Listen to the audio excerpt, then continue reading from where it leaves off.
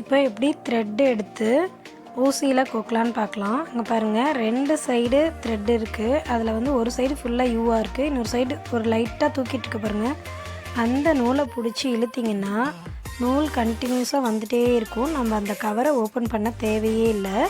இப்போ எவ்வளோ நூல் வேணுமோ அவ்வளோ நூல் வந்து நம்ம த்ரெட்டு கட் பண்ணிக்கலாம்.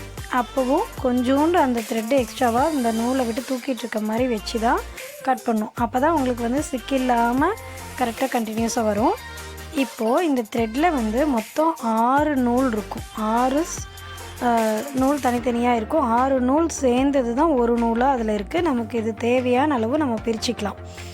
மேக்ஸிமம் வந்து 3 நூலாக தான் பிரித்து நம்ம ஸ்டிச்சுக்கு தகுந்த மாதிரி யூஸ் பண்ணுவோம்.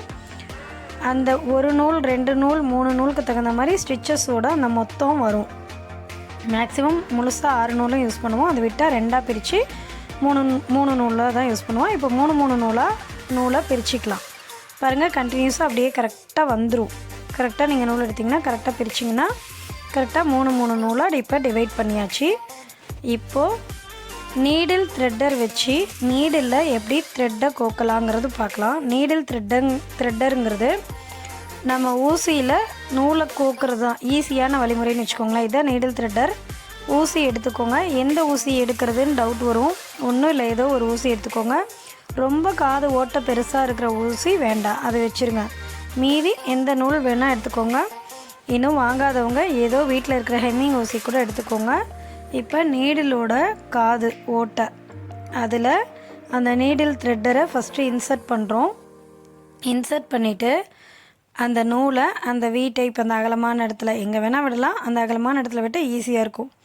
கொஞ்சோண்டு நூலை வெளியே எடுத்து விட்டுட்டு இப்போ ஊசியை பிடிச்சிட்டு அந்த ஓட்டையிலேருந்து அந்த த்ரெட்டரை இழுத்திங்கன்னா ஊசி கோத்தாச்சு.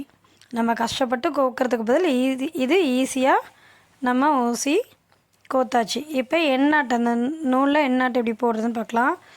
விரலில் ஒரு சுற்றி அதை அப்படியே உருட்டி இழுத்திங்கன்னா ஊசியில் நாட்டு விழுந்துடும். அவ்வளோதாங்க, இது நாட் போட்டாச்சு. இப்போ மெஷர்மெண்ட் என்ன ஸ்டிச்சுக்கு எப்படி கோடு போடுறதுன்னு பார்க்கலாம். துணி எடுத்துக்கோங்க. அந்த ஃப்ரேமில் ஸ்கேலும் பென்சிலும் எடுத்துக்கோங்க.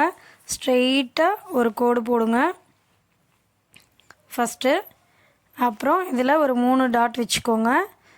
ஃபஸ்ட்டு வந்து நம்ம ஸ்ட்ரெயிட் ஸ்டிச் போட போகிறோம். ஸ்ட்ரெயிட் ஸ்டிச்சுங்கிறது ஃபஸ்ட்லேருந்து லாஸ்ட் வரைக்கும் போடுறது ஸ்ட்ரெயிட் ஸ்டிச்சு. நான் அதை உங்களுக்கு 3ஆக டிவைட் பண்ணி சொல்லி கொடுத்துருக்கேன். செகண்ட் ஸ்டிச்சுக்குண்டான ஸ்ட்ரெயிட் லைன் போட்டுக்கோங்க. இந்த செகண்ட் ஸ்டிச்சில் ஒரு ஈஸியாக ஒரு வே என்னென்னா, நம்ம மெஷர்மெண்ட் நோட் பண்ணிட்டா அந்த கோட்டில் நேராக வரும்.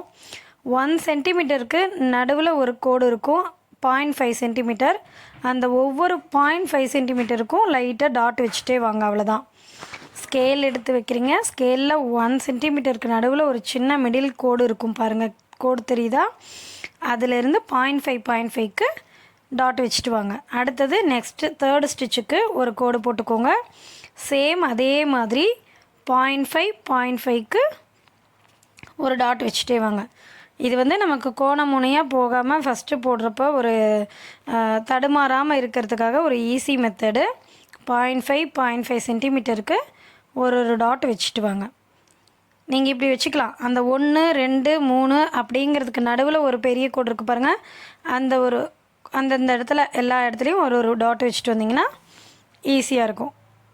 1 1.5 2 2.5 அந்த மாதிரி.